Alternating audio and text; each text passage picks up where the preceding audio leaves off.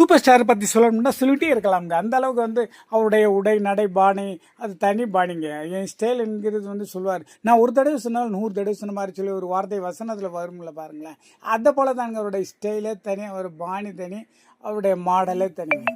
அந்த அளவுக்கு வந்து அவருடைய சிந்தனைகள், அவருடைய கூர்மையான பார்வை, அவருடைய பார்வை பாருங்களேன், கூர்மையான பார்வை. படத்தில் பார்க்கும்போது அவருடைய பார்வையும் அவருடைய கை கால் அசைச்சு அவர் நடந்து வர பாருங்க, ஸ்டைலு தான், அது சூப்பர் ஸ்டைலு தான். அந்த மாதிரி சொன்ன மாதிரி பாடலில் வர்ற வரிகளை மாதிரியே அப்படியே நடந்து காட்டாருங்க. இந்த காலத்தில் இந்த நேரத்தில் அவருடைய வயதுக்கும் அவருடைய நடை உடை பாணிக்கும் அவருடைய ஸ்டைலுக்கும் சம்மந்தமே இல்லைங்க.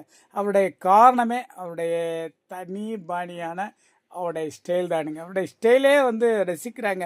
அவர் எத்தனை வேடங்கள் எத்தனை வேஷங்கள் போட்டாலும் சரிங்க, அதை ரசிச்சுக்கிட்டே தனியாக இருந்தாலும் மனசுக்குள்ளே உள்ள ரசிக்கிறது இதுதானுங்க.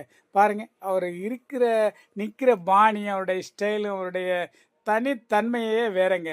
அவர் எப்படி நின்றாலும் வந்து ஒரு ஸ்டைலாகவே நிற்பார். அவர் பேசுகிறது ஒரு ஸ்டைலாகவே இருப்பார். இருந்தாலும் வந்து பார்க்குறதுக்கு வந்து ஒரே ரம்மியமாக ரசனையாக ரொம்ப குழந்தைங்களுக்கும் பிடிக்கும். நம்ம இந்த காலத்து இளைஞர்கள் மட்டும் இல்லைங்க, குழந்தைங்களுக்கு பெரியவங்களுக்கு எல்லாருக்கும் பிடிச்ச மாதிரி அவர் நிற்கிறாருன்னா அவருடைய தனி பார்வை தானுங்க, அவருடைய கண் பார்வை.